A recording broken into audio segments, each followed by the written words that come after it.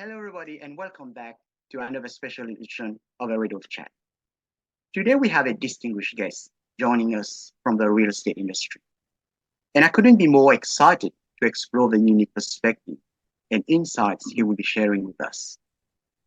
Mark is the CEO of Pomeroy Pacific, where he leads the strategic direction and growth of the Pomeroy business, which encompasses development advisory, project management, capital advisory, and development. With current projects in excess of $2 billion across multiple sectors, Mark brings a diverse perspective to project delivery, risk management, and development. Mark is an immensely motivated individual, deeply passionate, driven, and dedicated, and is known for his relentless pursuit of excellence in all that he does. His strategic approach to development, coupled with his risk management lens, have been injected into the fabric of the Pomeroy culture and is reflected to the broader Pomeroy team. Mark, thank you for joining me today on the Radio Chat. And if we could start with a bit of your story and how did you get started in the business? Absolutely. So I'm 20 years now in the business, but my career started in law. Did law at Monash University, joined KPMG in their tax legal division. And I guess, look, I've grown up in a family business, so I really thought I understood property and had some little insight or leg up. But it was really after a few years, Doug, my father, asked me if I wanted to come and join the business some 20 years ago. And when I did, I think it was very eye-opening how little I actually knew and how much there was to learn. And that journey of really endless education, learning, and pursuit of excellence is kind of then what has just driven every decision and my approach in really, I'd say, transforming and building the business with Doug over that period of time. That's great. That's great. Yeah. So if we refer back to the theme of the Red Room board game, which is kind of linked with this podcast, if you were to explain to a 12-year-old kid, what do you do in very simple terms? What would it be? It's a good question, and one we recently went through what was called a 24-hour business plan, which I highly recommend. It's a company called the 24-hour business plan. It was really great. But one of the things was, if we had 2 words to describe your business and only 2 words, how would you do it? And after debating for actually many hours, we ended up with, we actually like to think of ourselves as development locksmiths. Right. And we came to that kind of conclusion because our goal and the reason we get out of bed every day is to unlock the maximum potential of development projects. And, you know, that is what I think every development is. It is a complicated padlock that requires enormous experience, sensitivity, risk management to, you know, carefully unlock the opportunity without making costly mistakes. And that's, I think, a very simple way of explaining what we do. Yeah, no, that's a great analogy. I mean, sometimes you have to simplify things, no, so that people understand it very, very easily. Yeah. So, Mark, so your role as CEO of Pomeroy Pacific entails overseeing various aspects of the business, including development advisory, project management. With such a diverse portfolio in your business, I'm curious to know about a project that stand out to you. Could you share with us one of your most memorable projects at Pomeroy Pacific and what set it apart from the rest?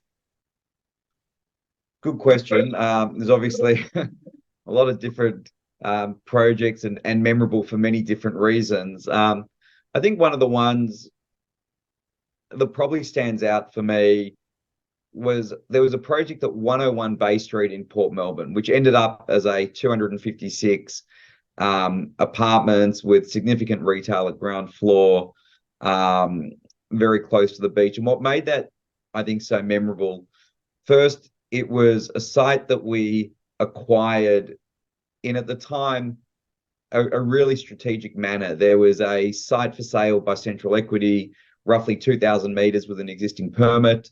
We looked at that site. We really couldn't make it work. It was $10 million at the time for the land. And we kind of asked ourselves, imagine if we could have the site next door, what value would that unlock? And so rather than focusing even on the site on market, we were able to get a conversation with the adjoining neighbor, and we structured a deal with them that was conditional on buying the Central Equity land. And in the end of the day, we were able to buy just under, I think, 4,500 meters in the heart of Bay Street, Port Melbourne. And it released an enormous amount of value by being able to amalgamate those two sites. And I think we bought the site for just over 20 million at the time. And originally we had a joint venture partner in Valad Property Group, and they got, I'll say that they incurred some issues during the GFC, and that ultimately caused a lot of stress, pressure. We weren't sure what would have to happen with the project. It was an enormous project for the time. We were able to bring in Little Projects, Paul Little at the time, as a new joint venture partner, and that really, we sold 100% of the units prior to completion. Hickory with a builder, and it was just one of those projects where, despite started with these huge highs, then these massive lows in the middle, but then to turn around and create, still today, it's probably one of the most profitable projects I think our business has been involved with. Through the GFC, it brings back great memories. That's great. That's great. Yeah. So your bio highlights your strategic approach to development and your emphasis on risk management. I'm interested in learning more about how you integrate these elements into the culture at Pomeroy Pacific. Yeah, look, culture's everything. And there are some businesses that will, I guess, sit in a room, create culture, put on a room, and expect people to live by the culture they've defined. I look at it in a very simplistic way. Culture starts with the leaders of the business. And really, in a family business like ours, it starts with the owners of that business, which is myself and Doug. So the first thing, we need to understand the type of people we are and build a team that is aligned on the values and the way in which we do things, because that is what culture really is. And once that is defined and it's not just lip service, every single person that enters our business knows crystal clear from the interview process, from the methodology that we apply through the onboarding process, what are the expectations? What is the Pomeroy way? They know that near enough is good enough. They understand our values, and they want to be on that journey, or they don't. And if they don't, that's fine. They're probably not going to be a Pomeroy player. And when you employ right and you stay true, and do not deviate and create exceptions based on maybe people's talents, you're either on board the train or you're not. And we really have, I'd say it's almost a zero tolerance about, there's just certain values that you must adhere to, and they trump individual expertise. And that has been the glue. We've had, I was going through it with the team the other day. I think we've lost one person through a resignation since 2020. That's pretty unheard of in the market at the moment. So, when we get the right people, we support them, we build our team, we build our people up, because the more successful individuals can be, the more successful the business can be. Yeah, for sure. Yeah. So, with current projects totaling over $2 billion across multiple sectors, it's evident that you've had extensive experience in navigating large-scale projects.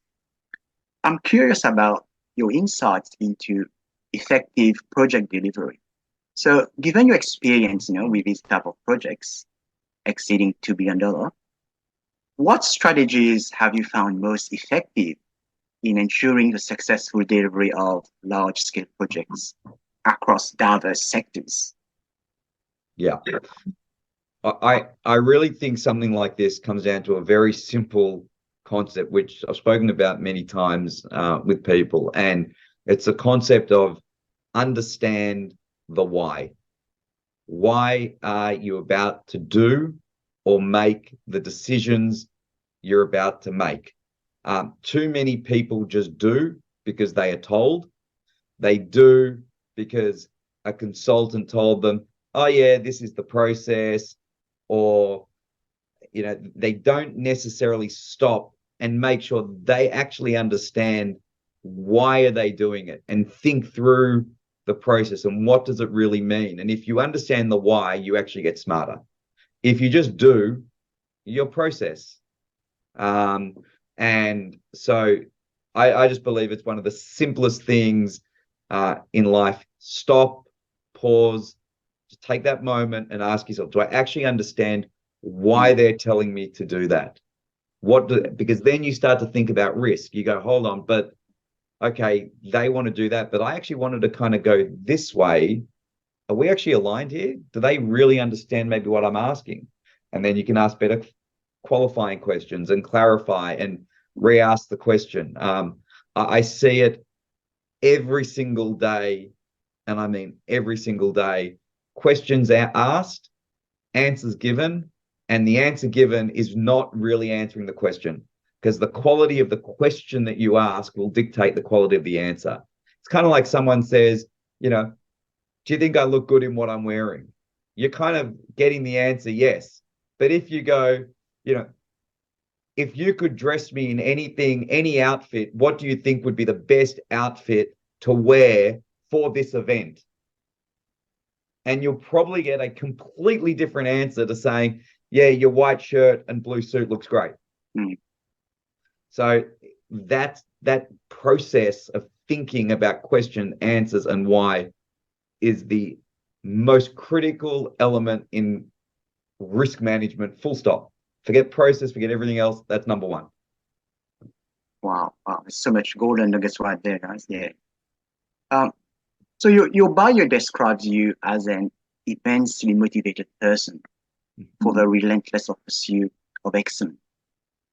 I'd love to hear about a particular challenge you faced in your career where this drive for excellence was especially crucial.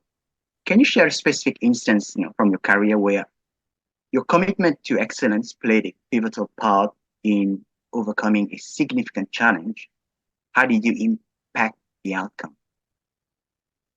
Yeah, I might substitute the word excellence for just never giving in and never accepting, defeat, because I think that is what drives me. It's just you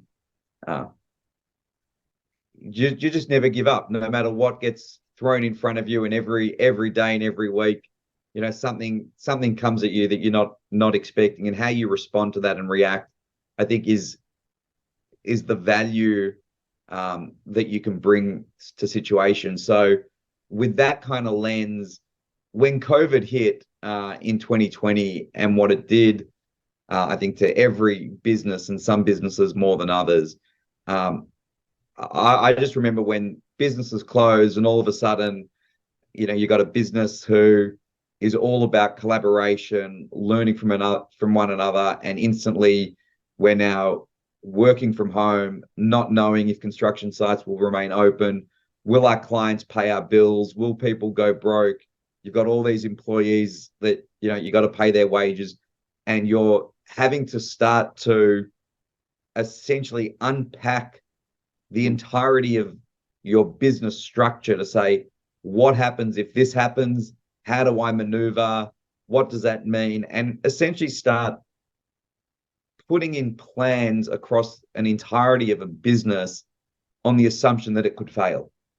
Because everything we do is about what happens if this goes wrong, how do you exit? How do you create an opportunity to pivot and never get stuck in a corner?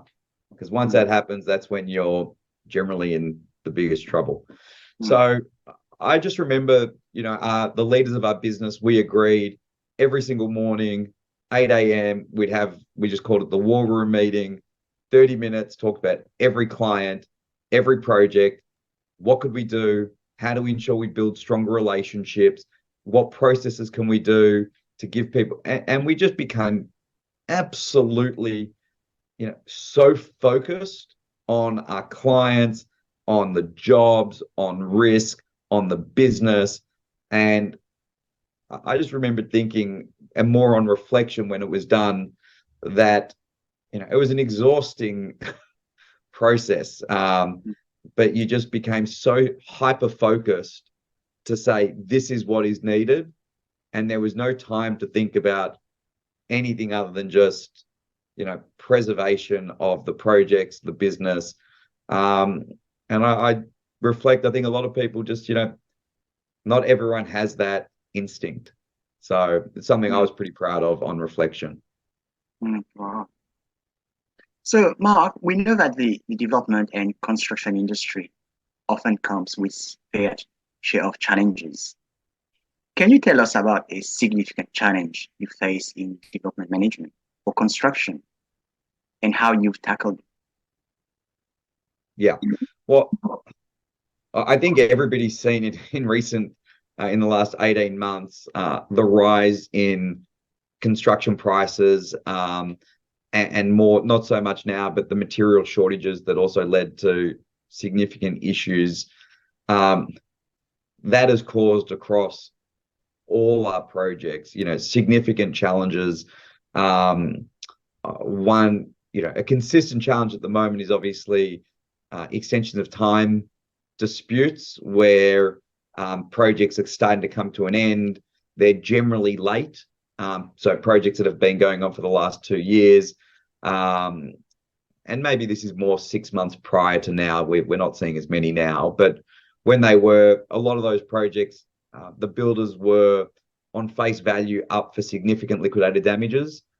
Clients had incurred significant cost increases through increases in interest rates, holding costs. So, managing and navigating how to get the parties to agreement has been a significant challenge. We have a project out in Cranbourne, 174 townhouses, working with the builder there, managing cash flow of their trades. Many of the trades just survived throughout COVID. We had significant delays with materials, and then it gets into decisions about how do you manage cash, who do you pay. Working with the financiers became a key issue as well, because obviously across all the projects, a lot of facilities might have been a 18-month construction facility, and all of a sudden the facility now requires 22 months. And the financier says, well, that could be another application fee. You could go into penalty interest. You might need to find more equity. A lot of developers don't have that additional $2 million to throw in. And interest rates have moved up. So it's the challenges have been the last few years. It seems to have come from every aspect of a project has become more challenging. But I've also seen it's reflective, I think, that when things get tough, people there's a flight to quality as well. And we've seen that even though there's less work out there, we've got busier and we're growing, because I think people understand more and more now that projects are becoming more complex. There will be issues no matter how good you think you are. I have never yet seen anybody deliver a project ever, not even my own project with my own money in it, that does not have unforeseen issues that require serious strategic thinking to help navigate the best outcome possible. And that's what we do, obviously, as a business. Yeah. We know that risk management is a crucial aspect in any large-scale projects. Could you walk us through your approach to handling risk management in your projects, especially those of significant scale? Any specific strategies you found particularly effective? Yeah, look, I think in the most simplistic response, the first thing is consistent and repeatable processes. So where ISO certified quality control systems are in place. So every project we have highly detailed checklists, systems, processes, minutes. So everything is run highly structured. And we do that because if generally every project where issues will arise, you know the headings of where an issue generally could come. And most people, that's unfair when I say most people, often people are reactionary to an issue. So, sometimes keep it simple. And simple is what's the status of the power? Not just what's the status of the authorities. What's the status of the power? Have we got a legal point of discharge? Where are we at with ground conditions? Have we done geotech, environmental? Every last thing. I mean, we work on documents that could be, a checklist document could be 18 pages for us. And that's reviewed not just, once every 3 months. We do weekly reviews on projects with the senior leaders of the business. Once a month, we then have broader processes where projects are shared amongst the team so that we can actually see if other people on their projects might be experiencing similar issues, and there can be knowledge sharing.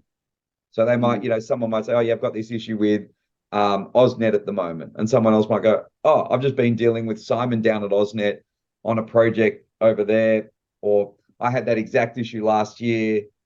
I know exactly how to solve it. So that's all about process and communication. Very nice. Yeah. So project delivery is key to success in our industry, especially during these tough times post-COVID. From your wealth of experience, what do you think are the key factors that contribute to successfully delivering a project? Okay, so I'm going to take a step back from the construction, the delivery side, and start from a development point of view where profit and outcomes are usually made. And real success happens the moment you buy right. Okay, so once you have bought a site with the wrong assumptions and you are then scrambling to try and make this acceptable return, chances are you're going to make it worse by scrambling, right? So what do I mean by that?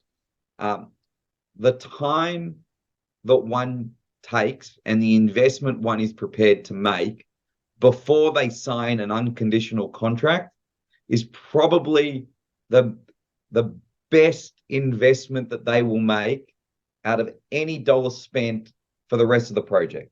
So even if it costs $30,000, $40,000, it's significantly cheaper than losing $1 million on the back end, or even having to borrow $2 million of additional equity than you thought you might need, costing you 15% or more per annum, which is well more than the DD. So I see it time and time again. People come to us with projects they've bought, they come with their feasibility, and the first thing, you look at the build cost and they go, oh yeah, we did a project, only 3 kilometers away. We use the same building rate. So the first thing is obviously, yeah, your building that you finished last year, the building price is now 3 years old. What were the ground conditions? Are they the same? Are they different? There's so many issues that come into it. What were the planning constraints that went to those building materials, and so on and so forth, that you have to assess every site, never generalize. And if you really make the time to do thorough due diligence at the outset, you'll still have issues that you're not expecting through the journey, but they will be significantly more manageable. And, for our own internal projects, as a general statement, we're usually always within 3% up or down on where we started. Or typically, if we're lucky and we get a big planning win, or there might be some spike in the market, sure, you make more. But to some extent, there's educated luck out of that, but you can't bank on that. You can't say with certainty, I know the market's going to go like that in terms of revenue. And you can't say with certainty, I know I'm going to beat the planning regulations and get 4 more stories. You might believe it's possible. You shouldn't buy on the hope that you're going to go against the planning scheme. So hopefully that answers that question. Yeah, no, I think it does. Yeah, you were spot on here. Innovation is driving the industry forward with the use of AI and machine learning. Can you share with us any recent innovative approaches or technologies you've recently integrated into your projects to enhance efficiency and sustainability? Yeah, I wish our industry was a little bit more innovative than it is, but we are very, I'd say, stuck in our ways. And so it's a very big beast to turn. Look, we have done unitized building. We did the Overlow in South Yarra, which was the Hickory unitized system, where I can't remember the exact time, but I think the whole building went up in under 4 months. So that's where all the hotel rooms are built off site and literally put the structures built and then they're stacked into the structure. And that's been a highly successful hotel and building. Part of the challenges, as you may or may not be aware, with the unitized systems, is the disconnect between financiers and the contractual obligations. So the contractual obligations typically state that a builder will not get paid for off-site plant and equipment without a bank guarantee equal to the value of the amount being claimed. So if you want to do a unitized building and let's say there's $50 million of rooms to be built in a factory, then the factory will probably say to you, well, give me at least $25 million, say 50% by way of deposit, and I'll start building your pods. You'll go to the financier and the financier will say, no, we will only lend you that 25 million when the goods are fixed within the property.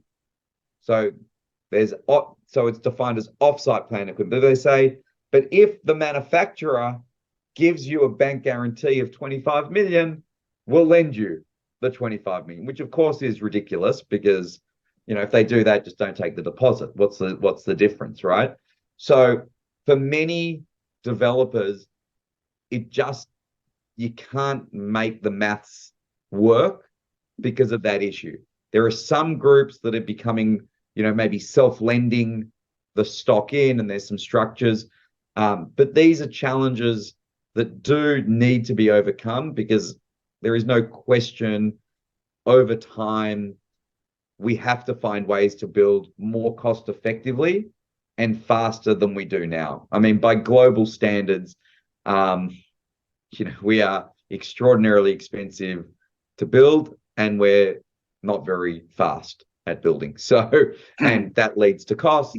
And the more expensive it is, the more you got to sell the stock, the more unaffordable it is, the less supply, and it's the merry-go-round of, Cool.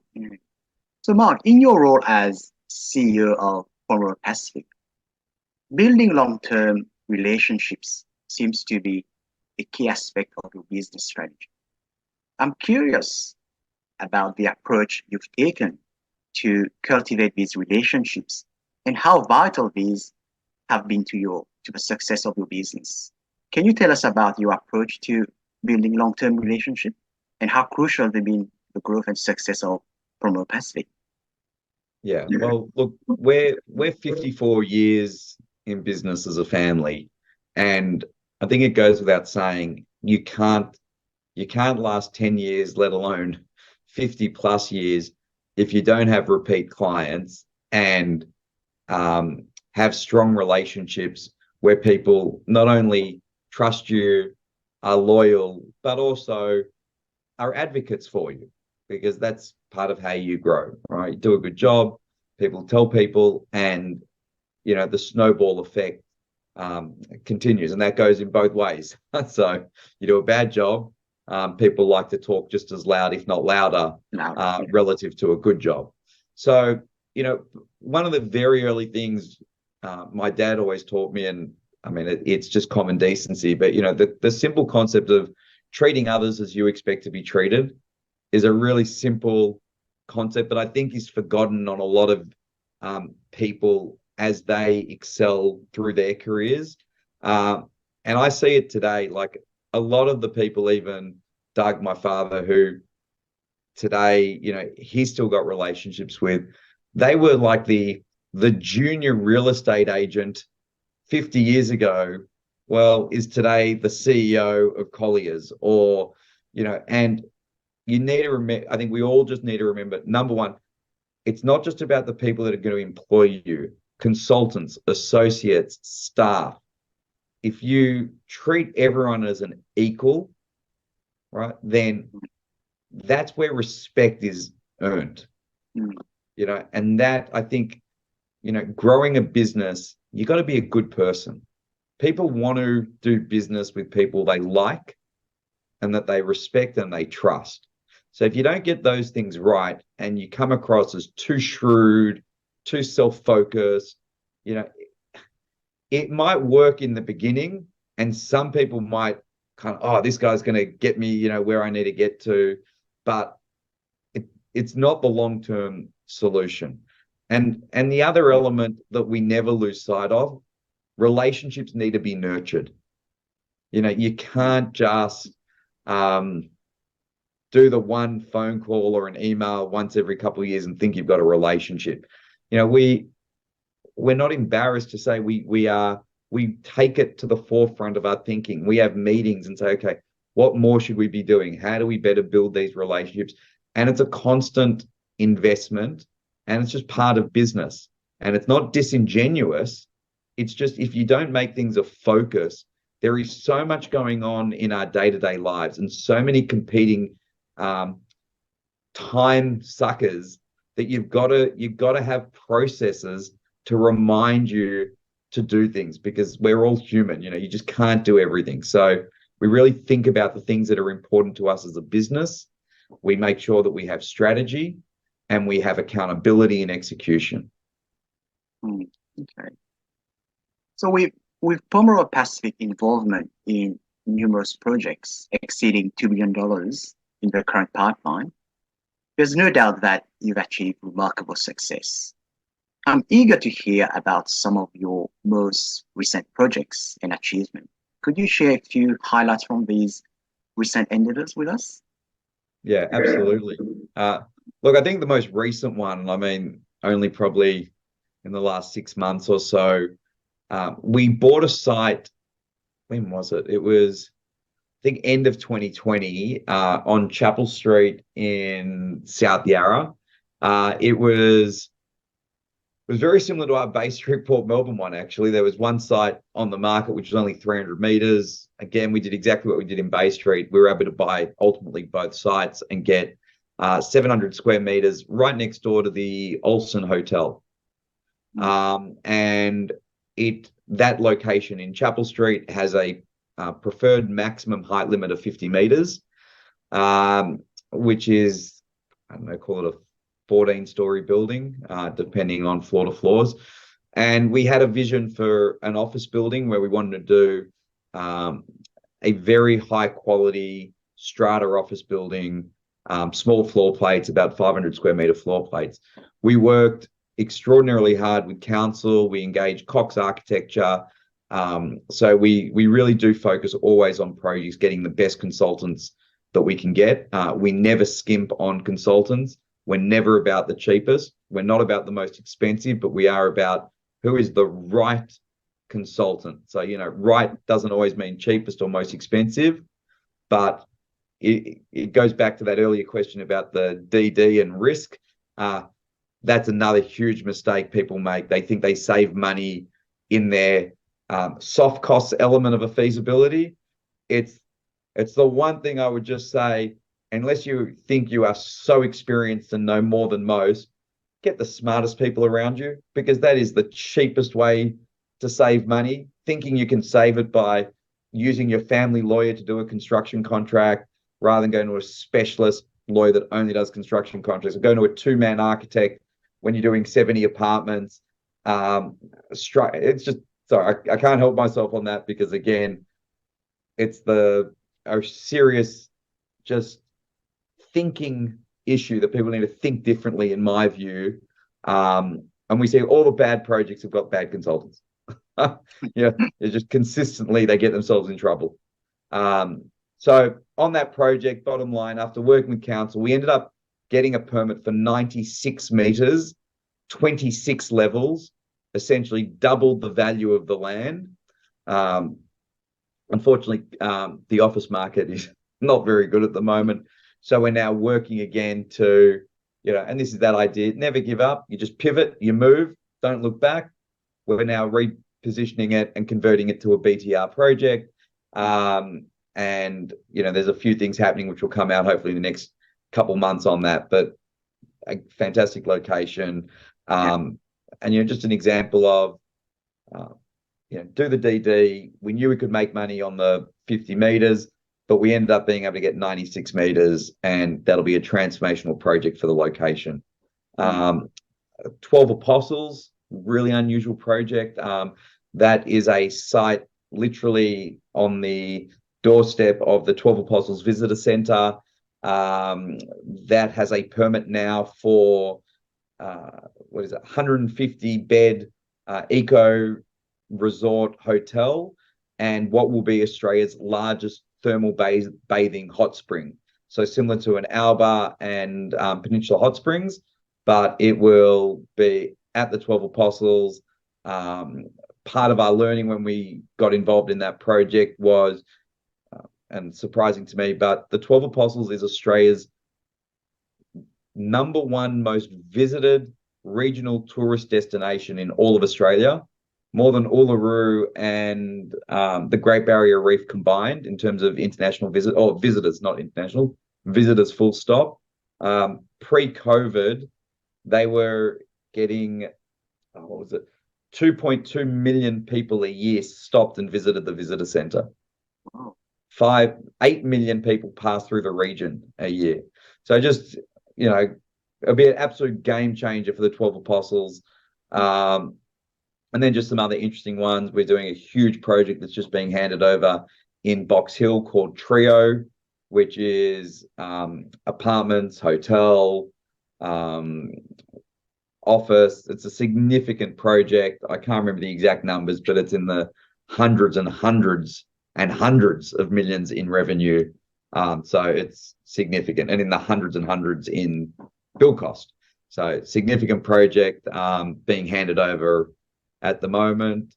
So really diverse, exciting projects, even a winery down in the Mornington Peninsula, which will be a beautiful restaurant with a brand new winery. So we do things from the very large to the very small. But yeah, there's a lot of really exciting projects that we're very fortunate to be involved with through the journey. And what about the schools? Oh, yeah. So we've just handed over $650 million of schools. I think it's 11 or 12 schools for the state government. It was a hugely ambitious project with, I think we were engaged in 2020. No, later. It'd be later than that.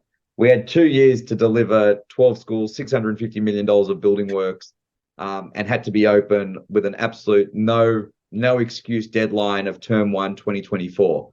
And to actually pump out that much work, when you think of the quantum of dollars, and to spend that amount of money in, I think it was 16 months of building, it was, a serious feat. But they're done. They're all open. Government's happy. Kids are happy. And more schools is good for everybody. Yep. So now, looking ahead, the future of industry is always an intriguing topic about sustainability matters.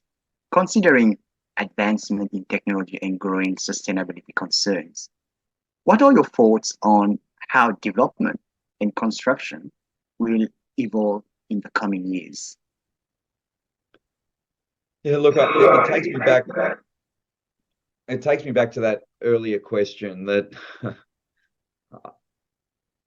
I'm not seeing huge change, to be honest. I think there is a desire for people to be in environmentally sustainable buildings, and I think there will be an incremental, and there always is an incremental improvement and adoption of,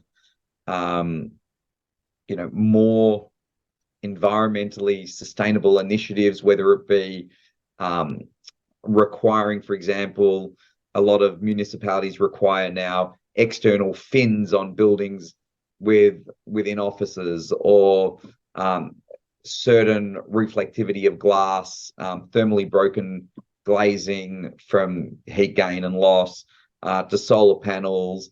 But I'd call them incremental improvement. They're not game changers. Yeah, they're things that for many years people have known to do, and now people are telling you have to do them, so you're doing them. It really then goes to the true commerce of all of this. People, with the exception of the one or two buildings that groups might do to show that they can do it and set a new standard, unless people are willing to pay the rent or the sales price for the benefit of what is proposed, you will not see change. So how does that happen? That then happens by government either providing incentives to end users and or developers, to say, okay, if you start to go over and above, we'll, I don't know, whatever it might be, tax offsets or something.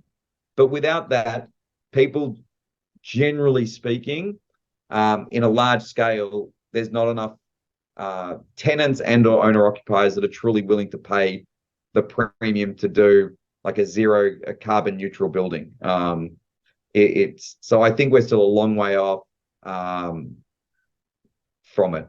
Batteries still extremely expensive to try and capture energy, store it, and then use it in buildings. We're not there yet.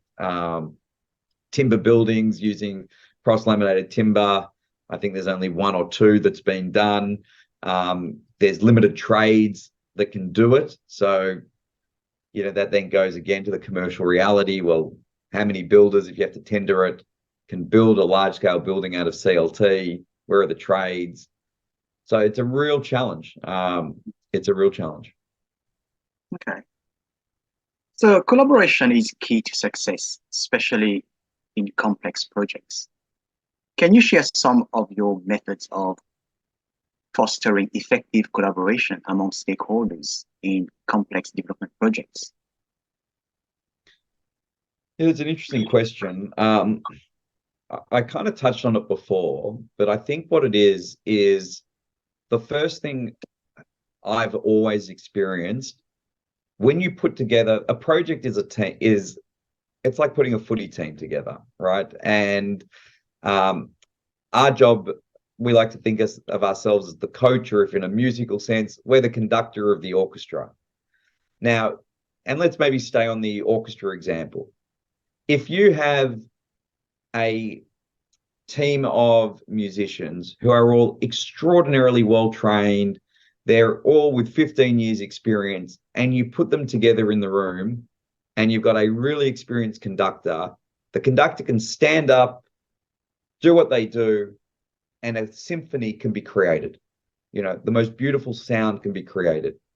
But if you take half of those musicians and you put some kids who are 19 and just at the beginning of their journey, and they know how to play music, but they don't have the experience of having, worked under a conductor for 5 years. And you say, play this symphony.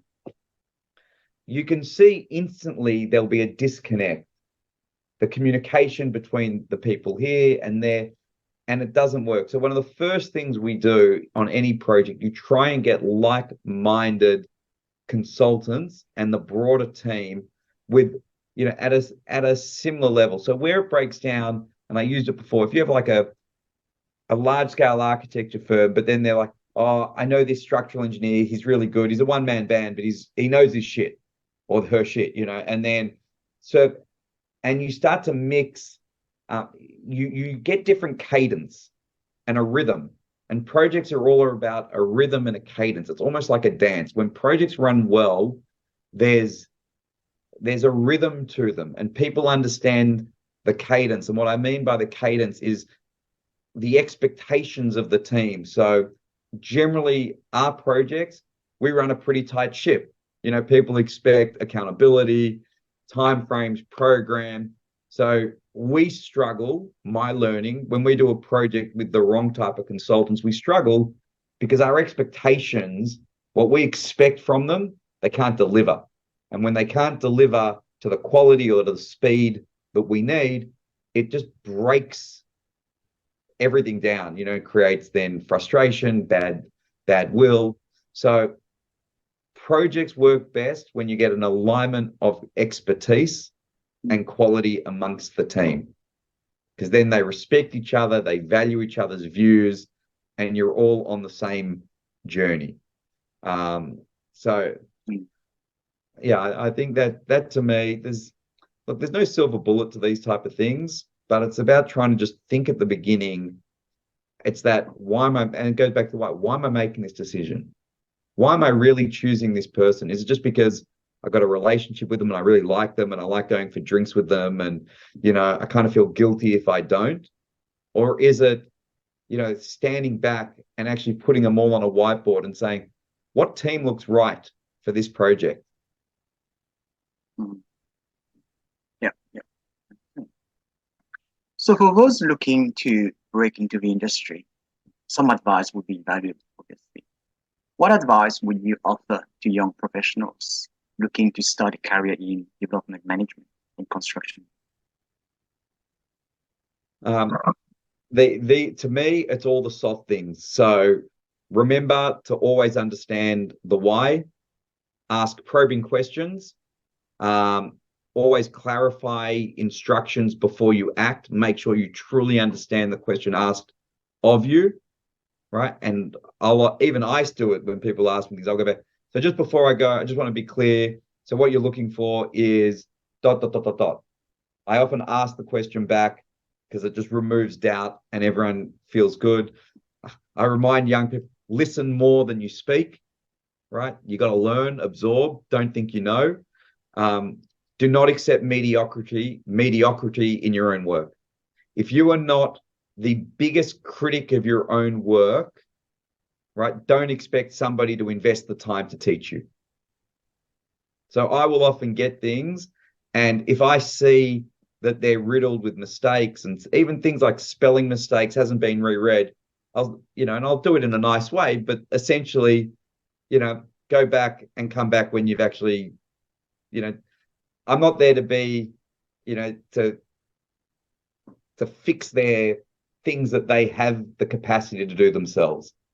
We're there to add value, to teach new ways of thinking, to see things differently. So these are all very things about taking self-ownership. It's like being your hardest critic. And I think the last thing that is really important, that young people need to accept that they're on a journey of incremental improvement. To not expect that they're just going to take over a business in 5 years, and it's a journey and the learning never ends. Okay. Success stories can be inspiring and informative. Do you have a particular project or experience that stands out as a memorable success? And if so, what made it successful? That's really easy for me. Our biggest success is the team that we've built. It's not the projects, it's the people in the business, the culture that we have, the diversity within that team, um, the unwavering commitment that everybody has, that we are all on that same journey. We know where we're going, and we all share the values of our business. And, our values are really simple. There's a principle of all in, we own it, we're solution seekers, and we're self-aware. And all the behaviors that we expect fall under those categories. And they're, so we've really tried to distill it into things that are personable, actionable, and that can lead to accountability. So your dedication to excellence and your strategic approach have undoubtedly contributed to the growth of Pomeroy Passive. Looking ahead, as CEO of Pomeroy Passive, what are your aspirations for the company moving forward? And how do you envisage continuing to drive its success in the years to come?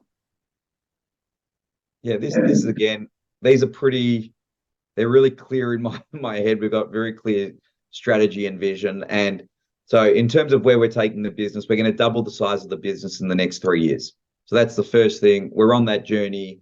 We're going to do it. The team understands where we're going and how we're going to do it, and how everybody can influence that outcome to be part of that success. And that comes from having a clear business plan, and a team that is aligned and dedicated and committed to those outcomes. So, you can overthink these things. We know where we're going. We know what we need to do.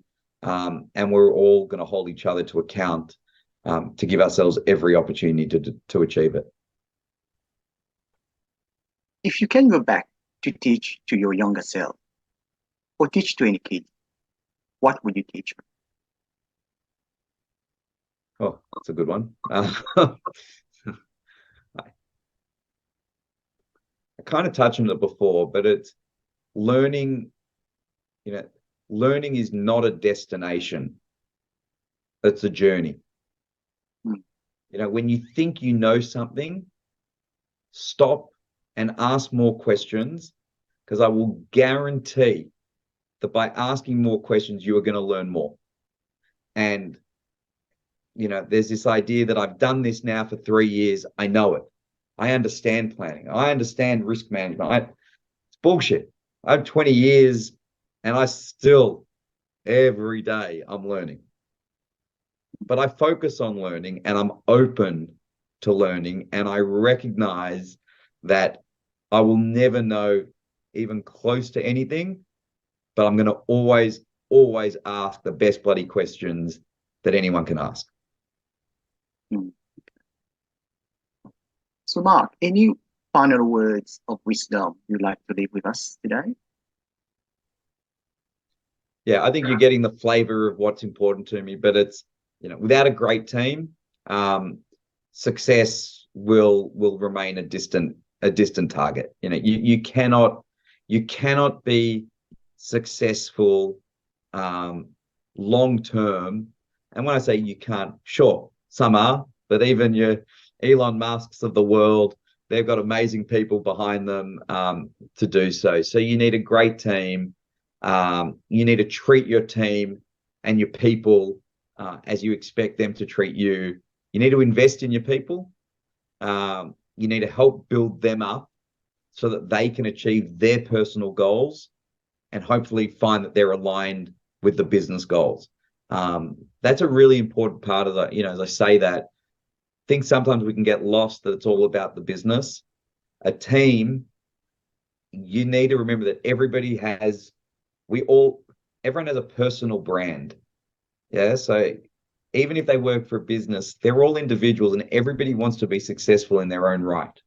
Not everyone has the opportunity to have their own business to say, my business has been successful.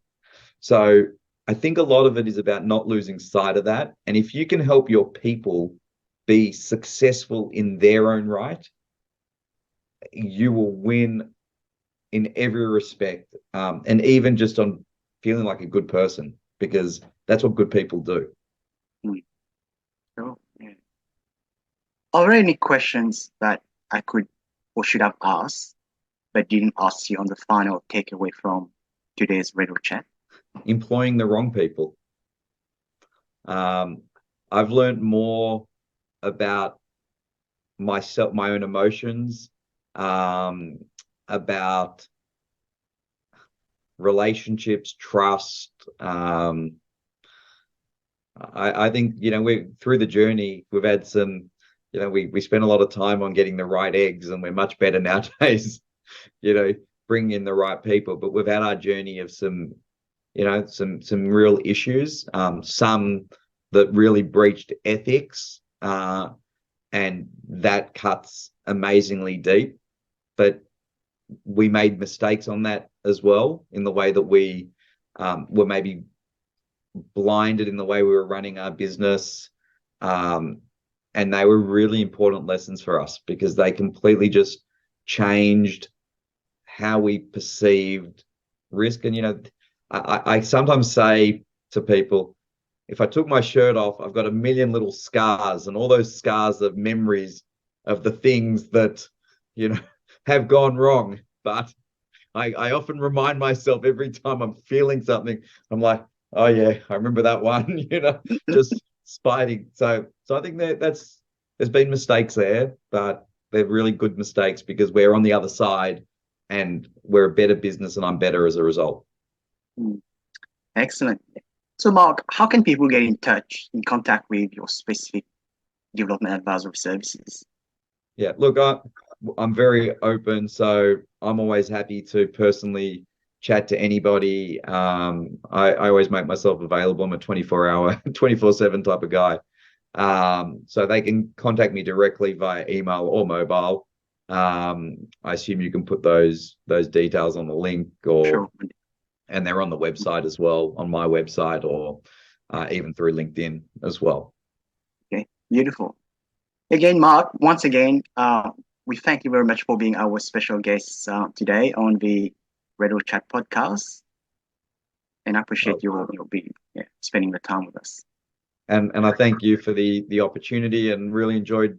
It's kind of cathartic as well, going through this process, having the opportunity to sometimes stop, reflect, and think about what really matters, and to talk out loud like this. It's a great opportunity for me, and I appreciate that as well.